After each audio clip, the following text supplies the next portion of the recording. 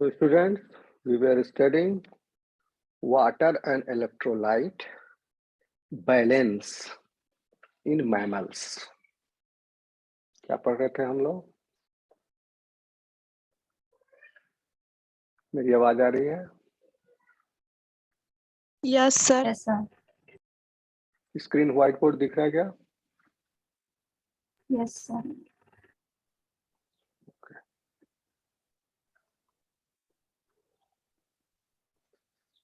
Water and electrolyte balance.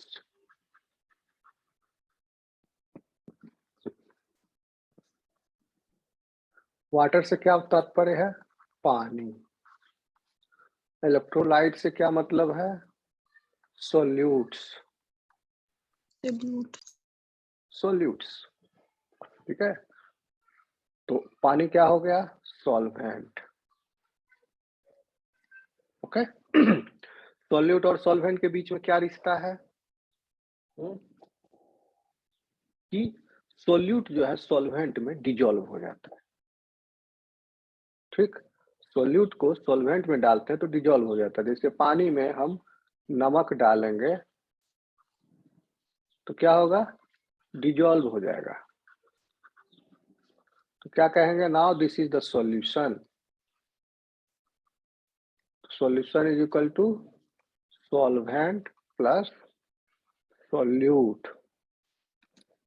Okay, if the solute is homogeneously mixed in the solvent, then that solution is called homogeneous solution. जैसे पानी में नमक मिला दिए आप, तो ऐसा नहीं है कि इस यहाँ से चम्मच से आप पानी निकालो तो अलग नमकीन होगा और यहाँ ज्यादा नमकीन होगा, या यहाँ कम होगा, यहाँ बेसी होगा, यहाँ सब जगह एक समान होगा नमक का डिस्ट्रीब्यूशन, क्योंकि ये डिजोल्व हो गया। तो जितना अच्छा से डिजोल्व होता है that much it becomes homogeneous. अब देखिए, बॉडी में हमारे बहुत तरह के सब्सटेंस हैं, and these solutes are determining the osmotic strength of the body fluid. These solutes present in the water means the solution. Inside your body, you also have solution. Two types of solution. Okay. एक तो cell के अंदर का cytoplasm, that is solution, and another one is the material and fluid present outside this cell, means in the space between the cells. Even if these cells are compactly arranged together like in the osteocytes in bone, although the extracellular fluid is less in there, but it is present. जैसे bone में, connective tissue में cells are compactly arranged. Extracellular fluid जो है वो कहाँ पर है? इसके कोना पर, जो जगह बच गया यहाँ पर है बस।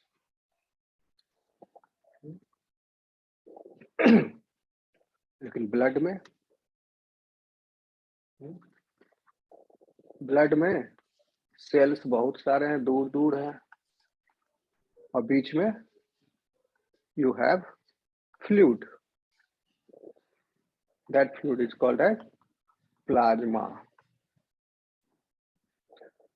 तो यहाँ पर भी एक चीज समझ लीजिए कि जब हम दो सॉल्यूशन को कंपैरिजन करते हैं, if this is solution A and this is solution B, then generally one asks what is the relation between these two solutions? What is the strength of this solution in comparison to this? Okay, suppose same amount of NaCl, same compound, same मतलब salt जो है, if it is added, suppose this is 1 liter and this also is 1 liter.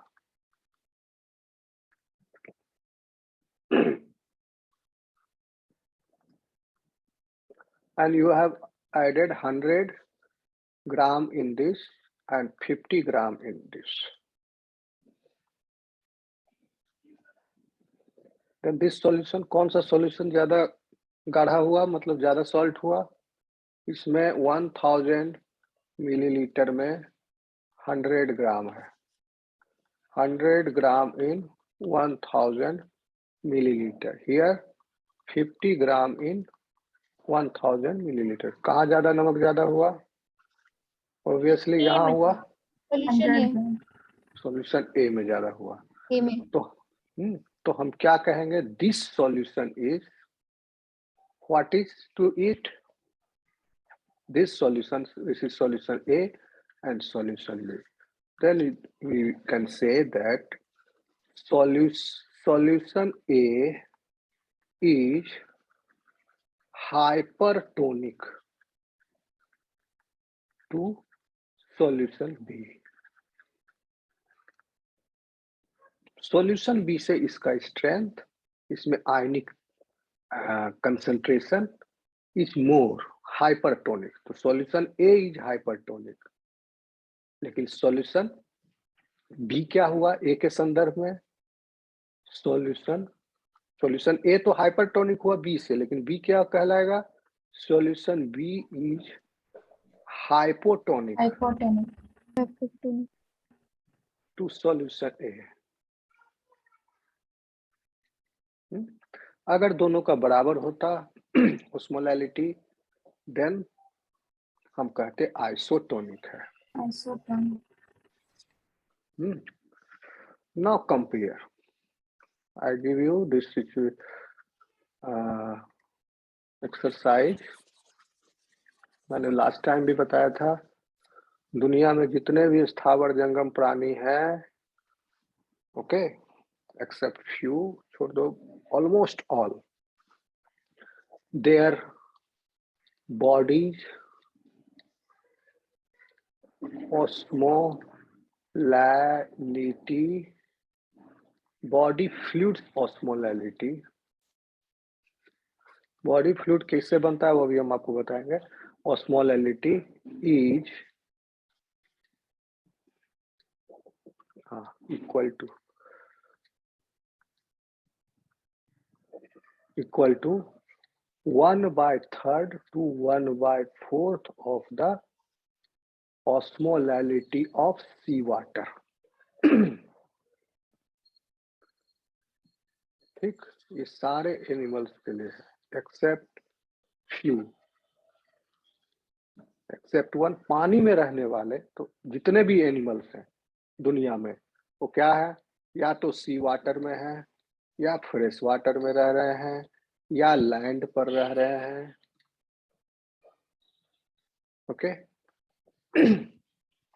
तो land पर रहने वाले भी, सी water में रहने वाले भी, फ्रेश पर वाटर में भी रहने वाले, सारे एनिमल्स का बॉडी फ्लूइड, बॉडी का फ्लूइड का strength is 1/3 to 1/4 of the sea water, and sea water's osmolality is around 1000 milliosmolar पर लीटर या पर केजी, दोनों कह सकते हो, क्योंकि पानी का स्पेसिफिक ग्रेविटी 1 होता है. Means 1 litre water is equal to 1 kg.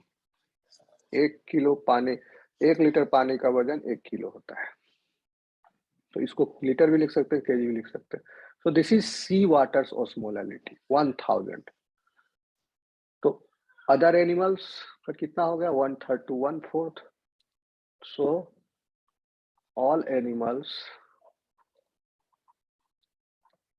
except hagfish, hagfish हो गया, एग्नाथा, दूसरा वाला साइक्लोस्टोम नहीं, जो लैम्प्रे है, सिर्फ हैगफिश ही. इसका बॉडी का होता है ऑस्मोलैलिटी 1152. यूनिट यही है, मिली ऑस्मोमोलर पर लीटर. बाकी सारे एनिमल्स का 1/3 of 1000, यानी 1/3 हो गया 333 1000 का, और 1/4 250, थोड़ा सा इसको और बढ़ा लो 225 कर लो। इसी रेंज में their body's osmolality is there. Now you tell me, body fluid is and sea water, दोनों के बीच में क्या रिलेशन हुआ? Body fluid is what you can say hypertonic or hypotonic to sea water, in relation to sea water. तो body fluid is बताइए, अभी बताया यहाँ सॉल्यूशन ए और बी का हम एग्जांपल देके बताया। Hypotonic. Yes, body fluid is hypotonic to sea water. अब आप समझ जाओगे पानी में रहने वाले जानवरों के लिए कितना बड़ा चैलेंज है। उनका बॉडी फ्लूइड जो है is hypotonic to sea water and the sea water is hypertonic.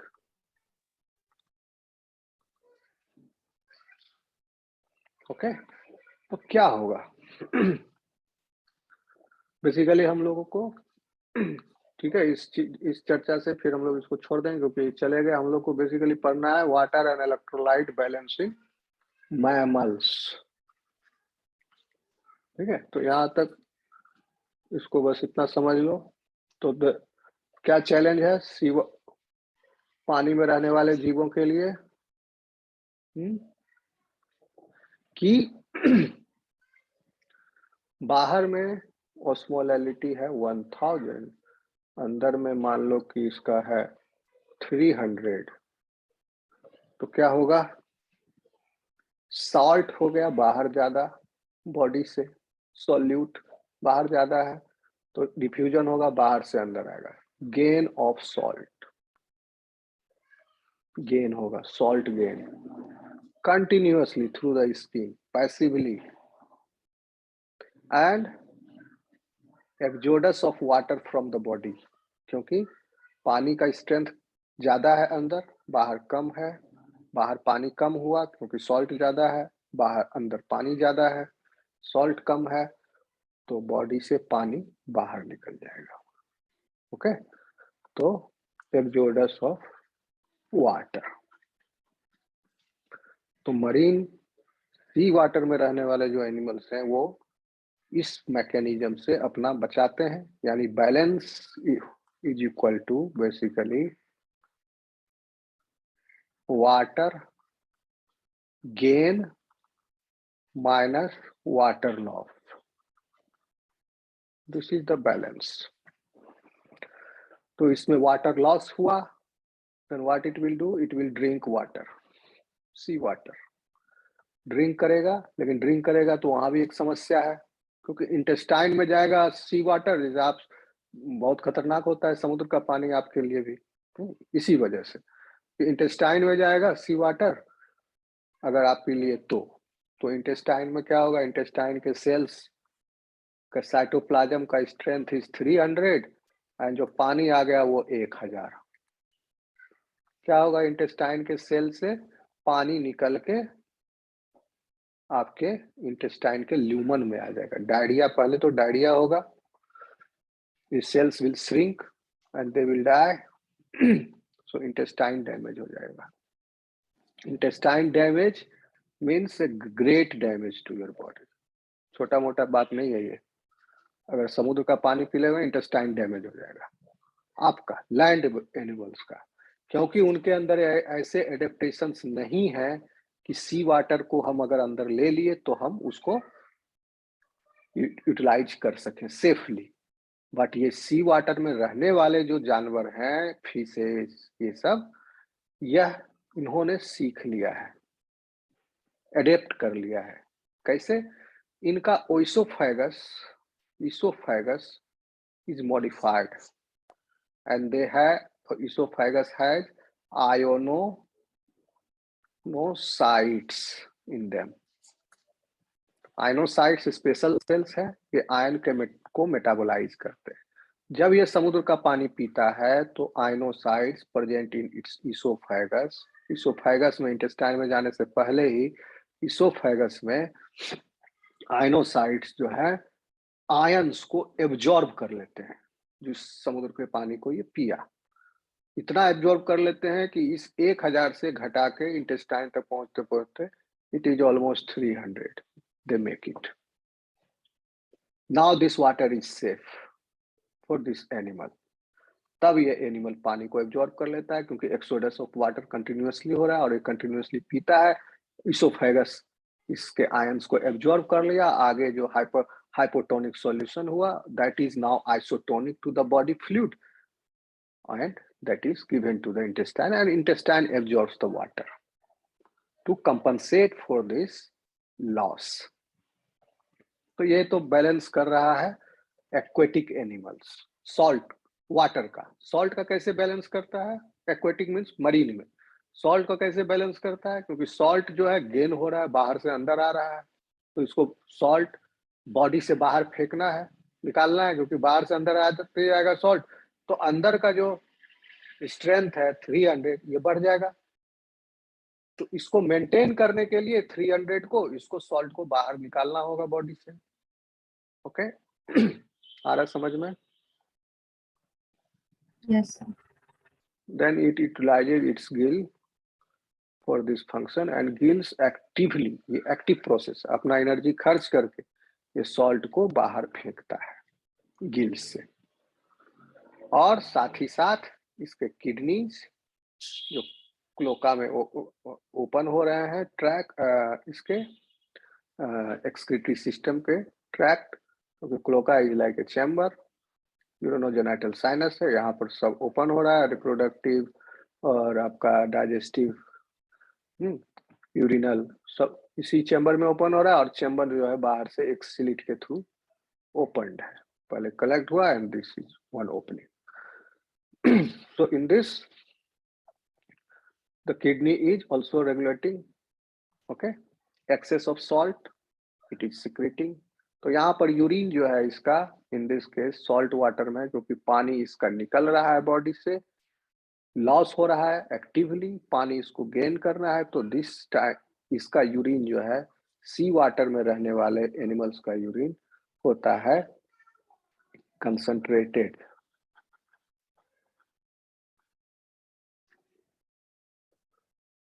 Okay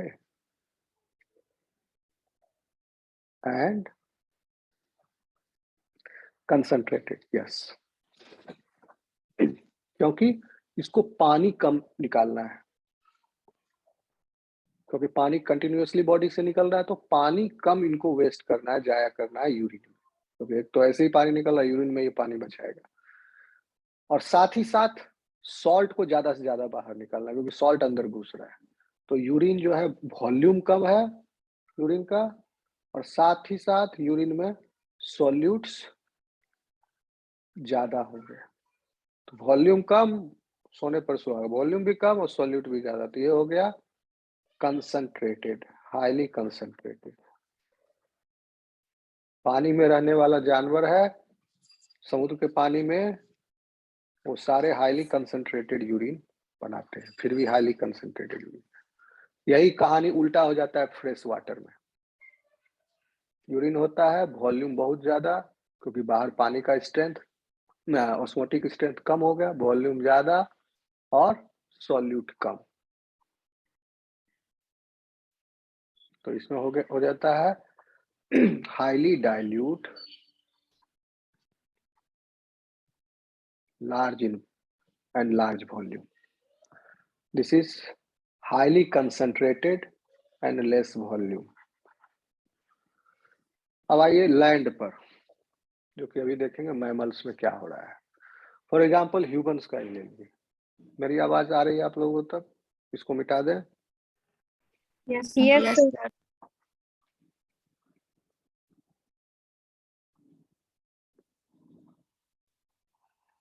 electrolyte जब बोलते हैं तो दैट मीन्स हम मोनोवेलेंट और डाइवेलेंट केटायंस को कंसीडर कर रहे हैं, आयंस को। कैटायंस नहीं, आयंस बोलिए। क्या क्या हो गए? Monovalent ions, sodium monovalent cation, monovalent cation potassium, monovalent anion chloride. These are the major minerals, major ones. And divalent cations, calcium. Divalent cations, magnesium. Like this. ये सारे जो है क्या कहलाते हैं? Electrolyte.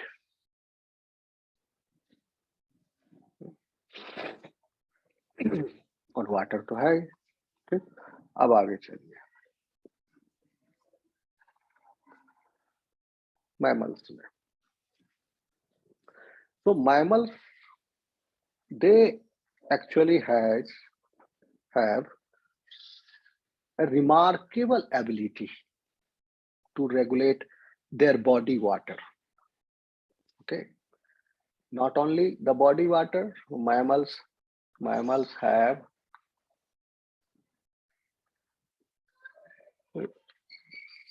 remarkable ability to regulate daily body water and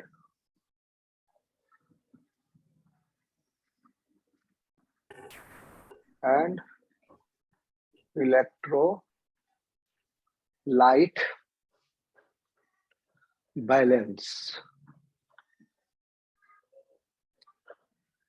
mammals के पास एक बहुत बड़ी एबिलिटी है, काबिलियत है कि वह रेगुलेट कर सकता है daily body water and electrolyte balance. Balance से तात्पर्य है, देखते हो बैंक बैलेंस पूछते हैं, बैलेंस मतलब कितना शेष राशि बची, प्लस माइनस विड्रॉवल और डिपॉजिट के बाद। तो यहाँ भी बैलेंस मतलब है गेन माइनस लॉस। वाटर का gain, water balance, daily body water and electrolyte balance. Water balance मतलब वाटर का गेन एंड वाटर का लॉस के बीच में क्या कितना अंतर है। If the balance is 0, that means the person is drinking that much water and that much, वो उतना लॉस भी हुआ उसका बॉडी से वाटर। तो वाटर गेन कैसे होता है हमारे बॉडी में? एक ही तरीका है, क्या? ड्रिंकिंग।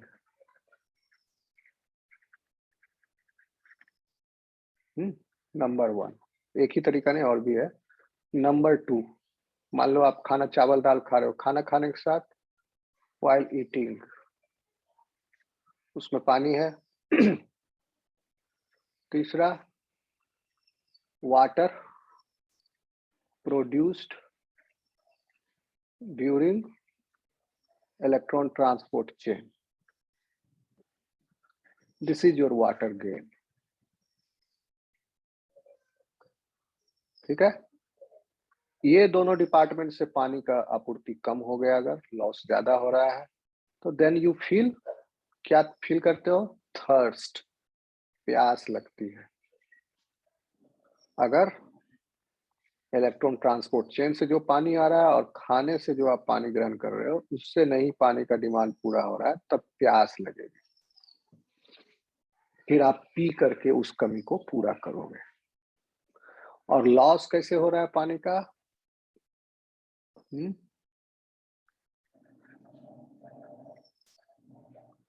स्वेट एंड दूसरा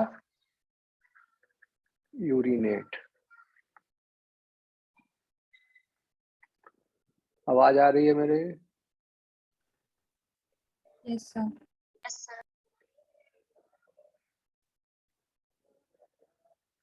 पसीना और पेशाब,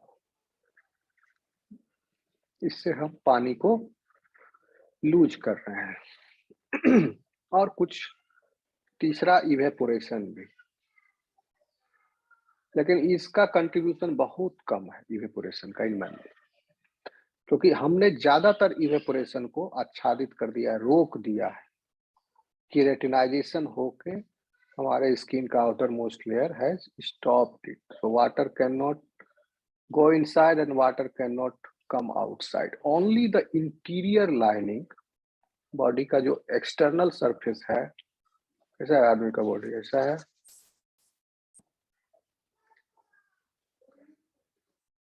उसका मुंडी समझ